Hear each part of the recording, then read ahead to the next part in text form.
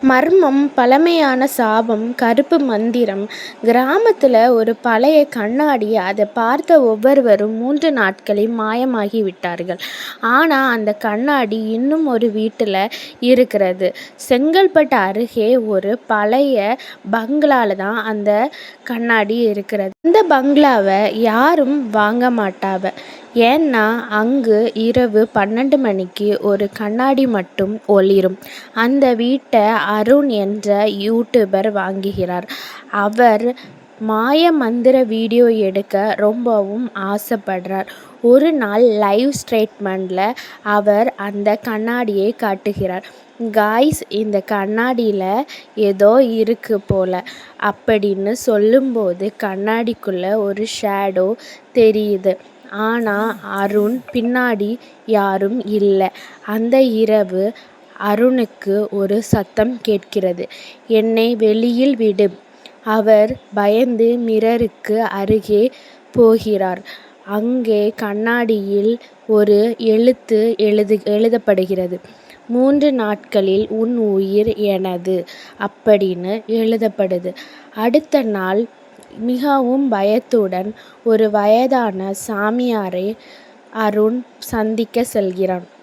அவர் சொல்கிறார், அது சாதாரணமான கண்ணாடி இல்லை. ஒரு மந்திரவாதியின் ஆத்மா அதுக்குள் பூட்டப்பட்டிருக்கிறது. 100 வருடங்களுக்கு முன் ஒரு கருப்பு மந்திரவாதி மரணிக்கும் முன் தனது ஆவியை அந்த கண்ணாடிக்குள் அடைத்து விட்டான். அதை யார் பார்த்தாலும் அவர்களின் உயிர் சக்தியை எடுத்து கொள்வான். 3வது நாள் அருண் லைவில் இருக்கிறான்.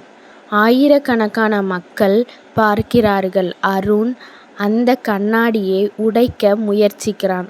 ஆனால் கண்ணாடிக்குள் இருந்து ஒரு கை வெளியில் வருகிறது. அவர் மிகவும் பயந்து போய் அதில் பக்கத்தில் நின்றார்.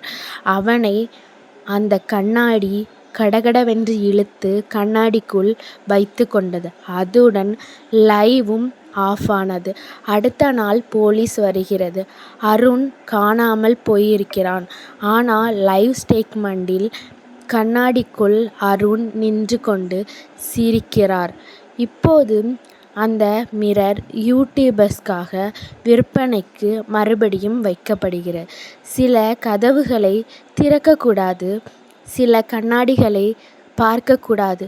சும்மாவா பெரியவர்கள் சொல்கிறார்கள்? கொஞ்சம் யோசிச்சு முடிவெடுங்க. இந்த வீடியோ உங்களுக்கு பிடிச்சிருந்தா லைக் பண்ணுங்கள்.